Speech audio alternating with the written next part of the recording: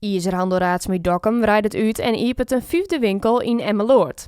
Het is een logische kar, zo zeggen de broers en beide directeuren. Je wil natuurlijk je eigen klanten betjennen, daar wij je ook leveren. En wij hebben grote klanten die kant op en daar zien wij nog een stukje expansiemogelijkheid. Er wordt natuurlijk een grote bouwd in de omgeving van Lelystad, Almere. 30 soort orenbedrijven flinke klappen krijgen van de coronacrisis, verneemt Raadsma dat zij juist meer vraag krijgen. Wij zitten natuurlijk in een branche, wij zijn toeleverancier naar de bouw, naar de bouwbedrijven.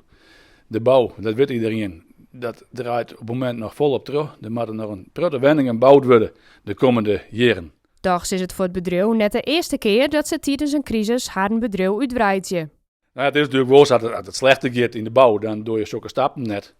Maar goed, we hebben ons vaker in bepaalde perioden stappen gezet. We zijn in Grens begonnen in 2008. Nou, dat werkt het begin van de crisis. Dus ja, je kunt misschien beter op momenten beginnen dat je denkt, nou jongens, nou doen we het maar. En we zijn er klaar voor. En op het moment is gewoon, ja, de bouw is goed en positief. Dus vandaar dat we dit nou doen.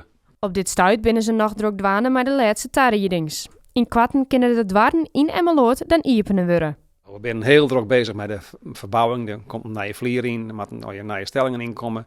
Nieuwe verlichting, verwarming, beveiliging. Dus er moet nog van alles gebeuren. Maar wij zijn er eigenlijk wel wist van dat wij 3 mei iepen kunnen.